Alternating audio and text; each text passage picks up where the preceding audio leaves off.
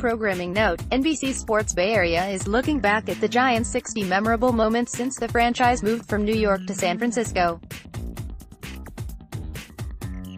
Tune into Pregame live at 4:30 p.m. to see the next 2 moments you can vote on. Then, after the Giants and Astros conclude, tune into Postgame live to see which moment will move on to the next round. Make your vote count. 1.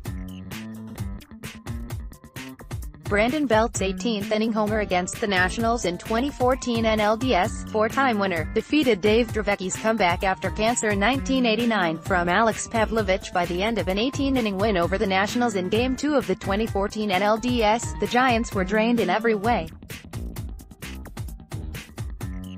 It would be understandable if some of them have few solid memories of the 6-hour, 23-minute marathon game, but Brandon Belt will never forget the details.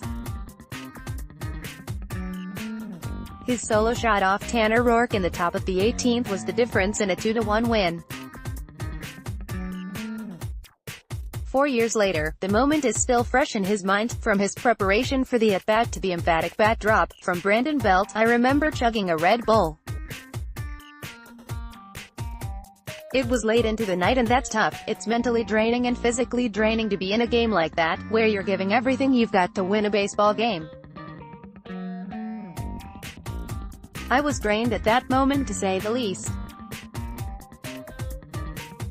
I remember chugging a Red Bull and going out there and thinking, I'm just going to try and get on base and see what happens. I remember just not trying to do too much and he gave me a pitch that I could handle. That was kind of in my happy zone.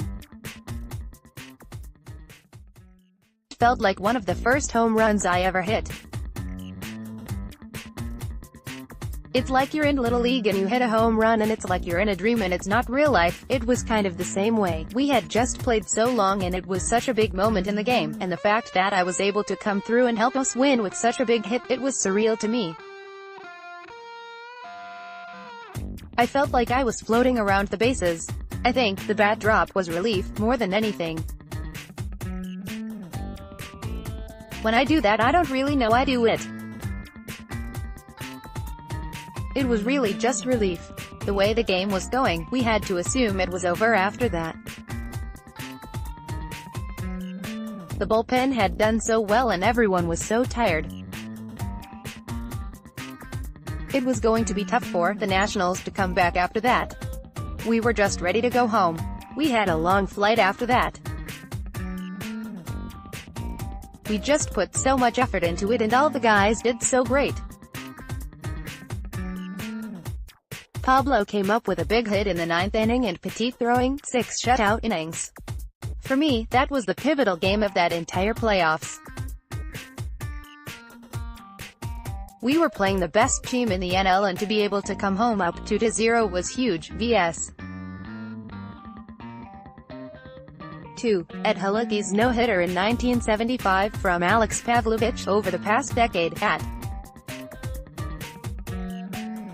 you have to go pretty far back in the record books to find the last no-hitter in San Francisco before Jonathan Sanchez's in 2009.